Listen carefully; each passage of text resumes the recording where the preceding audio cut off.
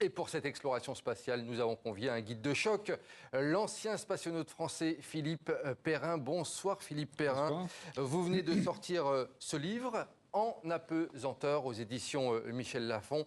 C'est une véritable plongée dans votre vie à bord de la Station spatiale internationale. Et puis c'est un livre bourré d'anecdotes, on va voir tout ça ensemble. Mais alors tout d'abord, on dit bien spationaute, on est d'accord vous concernant. Il y a une petite subtilité, il me semble, lors de la dénomination. Oui, quand on vole avec les Américains, on est astronaute, puisque c'est eux qui nous font voler. Si on vole avec les Russes, on est plutôt cosmonaute.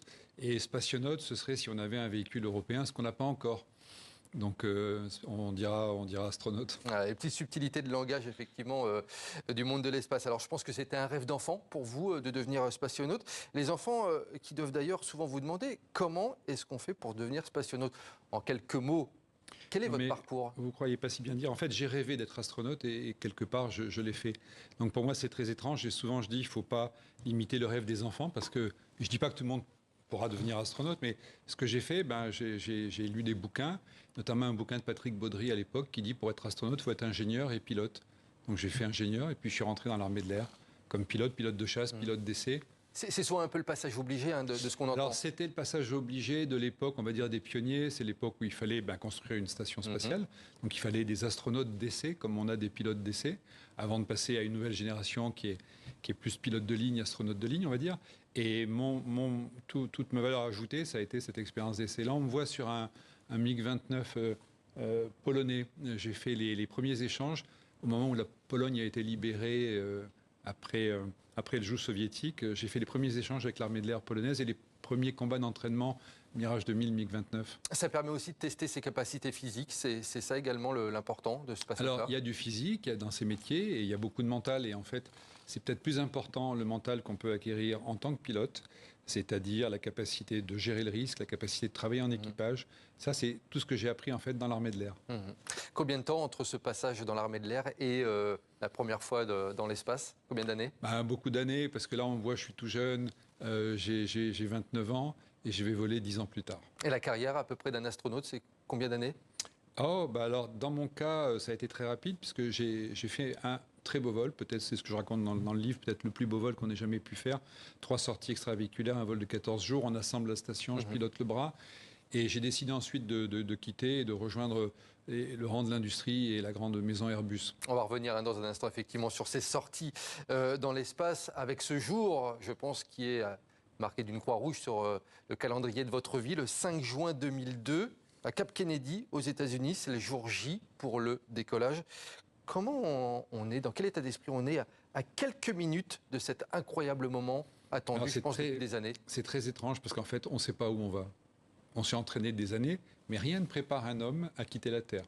Et l'espèce humaine a évolué pendant des millions d'années, ce qui nous a amené à être l'espèce humaine aujourd'hui, et rien ne nous a préparé à cet événement-là.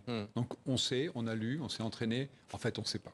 Il y a des simulateurs pour aller dans l'espace. Qu'est-ce qu'on peut simuler? On peut simuler la pesanteur, l'absence de pesanteur, ça on le fait dans des avions, on met l'avion en chute libre, c'est des choses que j'ai pilotées. On peut aussi s'entraîner en piscine, parce qu'on flotte en piscine, c'est pas vraiment comme flotter dans l'espace. On s'entraîne aussi beaucoup avec des simulateurs, c'est-à-dire des ordinateurs. On vous voit là d'ailleurs.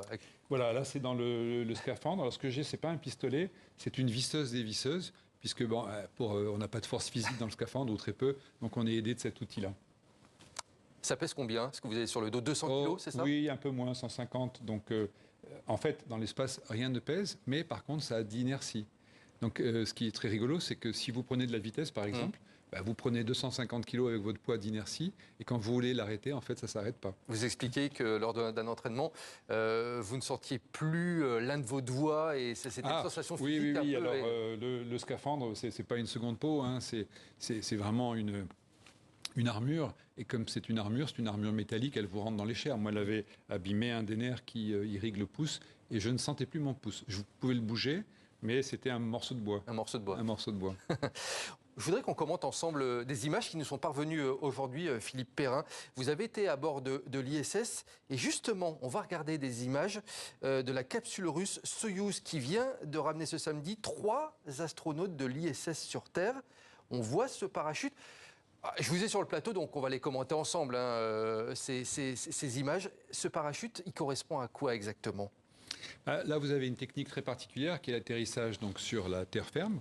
On ne fait plus comme ça aujourd'hui parce que ça nécessite non seulement un parachute, mais des petites fusées, des rétro-fusées qui vont amortir. Et néanmoins, c'est très, très brutal. Quand on demande à Jean-Loup Chrétien, Michel Tonini, Thomas Pesquet qui ont fait ce genre de vol, ils vous disent que c'est comme un carambolage. C'est-à-dire qu'on a l'impression en fait de terminer par un accident de la route. Tellement c'est violent. Aujourd'hui, on fait la même chose, mais dans l'eau. Deuxième image qu'on va regarder un petit peu ensemble, c'est lorsque les astronautes sont sortis. Ce moment-là, pourquoi il est particulièrement important? Ce sont des gens qui ont passé 6 mois. En fait, on est extrêmement diminué au bout de 6 mois. On est fragile. Il faut savoir que la colonne s'est par exemple détendue. Dans mon cas, elle s'était détendue de près de 5 cm. Vous avez grandi, vous. On a grandi, on grandit tous. Et donc, vous imaginez en fait la fragilité de l'astronaute. Donc, on le prend avec beaucoup de soin. Il faut que son oreille interne réapprenne la gravité, c'est-à-dire la verticale. Donc, on peut être malade. Et c'est un moment extrêmement émouvant pour celui qui revient, parce qu'il sait qu'il est en vie et que la vie continue. C'est très beau. Ouais. Cette notion de mort, justement, on l'a, quoi qu'il arrive, à l'esprit du début à la fin de la mission? Alors, on n'en parle pas, parce que ce n'est pas le but, et il ne s'agit pas de faire peur. Mais au décollage, vous avez peut-être une chance sur 100 de ne pas revenir. Donc c'est une roulette russe. Mais c'est la même chose à l'atterrissage. On a connu l'accident de Columbia, effroyable en 2003, et c'est possible aussi à l'atterrissage. Donc on sait l'énergie colossale qu'il a fallu pour être emmené en orbite, on sait l'énergie colossale qu'il va falloir absorber pour revenir. Et quand on revient, qu'on retrouve la famille, c'est un moment de grande sérénité. La famille, justement, comment elle réagit? C'est un formidable soutien quand vous êtes parti dans cette mission? Pour moi, c'était absolument tout. Ma femme a suivi tout le vol, les enfants aussi. J'avais 2 petites filles qui étaient nées aux États-Unis. Et au moment où je me pose, première chose que je fais, j'appelle ma fille. Et je lui dis, papa est posé. Elle me dit, mais je le sais, papa. Elle avait vu la télé, elle avait 6 ans, je le sais, papa. Vous le disiez tout à l'heure, quand vous avez fait cette mission à bord de l'ISS, il y a eu 3 sorties en tout.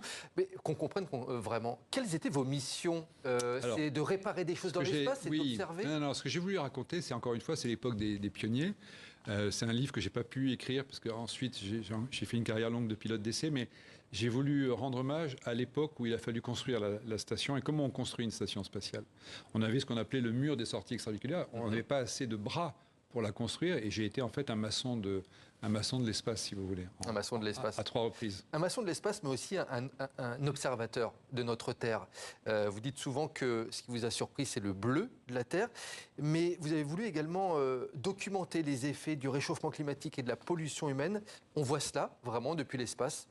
Alors, ça fait des années que la NASA documente, notamment la fonte des glaciers.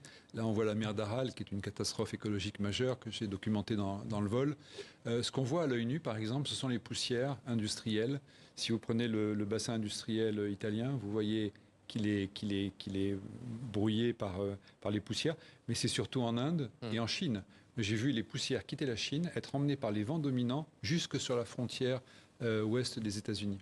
Vous avez vu la Grande Muraille de Chine, par exemple, depuis l'espace? Alors, quand je volais, la Chine était en général à l'ombre, parce qu'on est réglé sur un biorhythme. Et la partie éclairée, heureusement pour moi, c'était plutôt les États-Unis et l'Europe. Vous avez reconnu des choses comme des îles au large de Dubaï, par exemple? Alors, on voit très bien la nuit, puisque tout est éclairé. On voit cette profusion d'énergie que l'homme renvoie vers les étoiles, ce qui n'a d'ailleurs aucun sens, parce qu'on devrait garder quand même une partie de cette énergie. C'est l'énergie fossile qu'on voit s'échapper de la Terre. Vous dites avoir été hypnotisé par cette Terre? Oui, je reprendrai l'expression du Petit Prince. J'ai voulu, je crois, apprivoiser la Terre, parce qu'elle m'est apparue en fait comme une chose vivante. Là, on voit la Provence et on pourrait deviner le bassin industriel qui est tout en haut de la photo et qui est plus brumeux, effectivement. Moi, j'ai eu l'impression que la Terre était vivante. Vivante. Oui, c'est-à-dire qu'en fait, nous ne sommes que des micro-organismes d'une Terre qui elle-même a sa propre vie. C'est l'impression que j'avais. Et l'espace, il est vivant. Qu'est-ce que vous avez vu autour de vous? Des étoiles filantes, des météorites? Oui, alors, j'ai vu des étoiles filantes, mais je les ai vues sous mes pieds. Directement sous les pieds? Oui, puisque l'atmosphère étant sous mes pieds, on est à 400 km, l'atmosphère s'arrête à peu près à 100 km, donc les étoiles filantes glissaient sous les pieds. Ça, c'est impressionnant parce qu'on se dit, il y a ce qui passe sous vos pieds, puis il y a peut-être ce qui passe à droite et à gauche. La statistique fait qu'en général, on s'en sort bien. Comment a évolué votre métier entre votre époque et l'époque d'aujourd'hui avec Thomas Pesquet? Il y a C'est des le même grosses esprit. évolutions. Alors, c'est les mêmes combinaisons, c'est exactement la même. Moi, j'ai suivi avec beaucoup d'intérêt et de passion toutes les sorties de Thomas. C'est le même matériel. La différence, c'est qu'à l'époque, on construit, maintenant, on maintient. Mhm. Et on va devoir maintenir de plus en plus, puisque la station est vieillissante. Et donc, c'est à peu près les mêmes métiers. Mm. À bord, on se pose tous la question, comment ça se passe une vie à bord de l'ISS? Par exemple, le repos, vous dormez par intermittence On dort très mal parce que on dort comme un cheval, on dort debout. Debout. Il n'y a rien en fait qui vous donne l'impression d'être allongé. Alors il y a des trucs, par exemple, on est dans une espèce de sac de couchage qui vous retient et avec un oreiller qui est avec une bande Velpo là, pour vous tenir la tête et avoir l'impression d'être plaqué à l'oreiller. Moi, j'avais l'habitude de venir me coller au plafond pour être un peu seul et être comme sur un lit. Je me mettais en général près des bouches d'aération pour avoir de l'air frais pendant la nuit. Vous disiez aussi que vous avez été impressionné par une image, c'est celle du visage de vos coéquipiers qui était complètement déformé. Ah, vous avez bien lu le livre, oui. Oui. Qui était complètement déformé. Vous n'étiez pas préparé à ça. Vous non, il y a des choses. De Picasso à côté. Il y a des choses irrationnelles dans un vol parce qu'encore une fois, rien ne prépare à ça. Et alors l'effet de la pesanteur, c'est la remontée des fluides et c'est assez rapide. Et je me retourne et je vois tous mes camarades.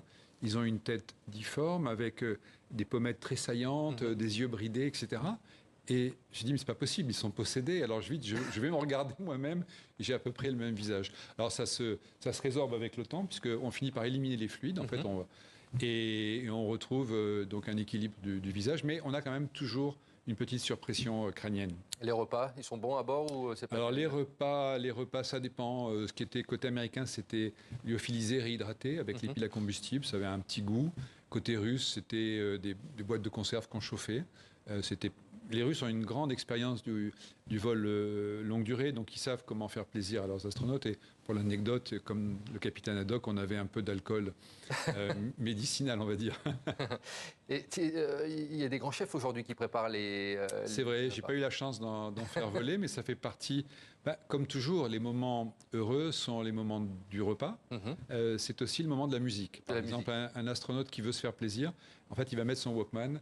Et il va écouter de la musique. Vous mettiez quoi, vous, par exemple? Moi, j'écoutais Étienne Dao. S'il m'écoute, il ne le sait pas, mais je ne lui ai jamais dit, mais j'adore Étienne Dao. Une dernière question pour conclure, parce que ça, j'avais envie de vous la poser, celle-là. J'imagine que vous êtes la star de tous les dîners ou de Alors, pas toutes du les tout. rencontres. Pas du tout. Quelle est la question qu'on vous pose le plus souvent? Non, attendez, moi, j'ai choisi une vie qui est une... Là, vous me voyez, parce que je suis obligé de faire la promo d'un bouquin dans lequel j'ai beaucoup investi et parce que je veux qu'il soit lu pour les... Vous voulez dire que vous êtes modeste le reste de l'année? Les plus jeunes, mais... Vous restez en retrait. Je vais vous donner l'exemple de mon pharmacien qui, au bout de 10 ans à Toulouse, m'a dit « Mais Philippe, mais pourquoi tu ne me l'as jamais dit ?»« Mais dis quoi? Que tu étais astronaute. » Voilà. Donc j'ai fait en sorte que les gens puissent m'apprécier pour ce que je suis. Voilà.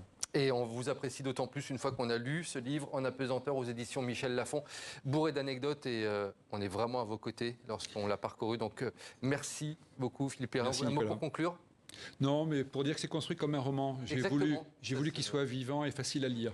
Et avec des belles photos ici aussi au centre, où on rentre également dans l'intimité de la mission. Merci beaucoup à vous Philippe Perrin.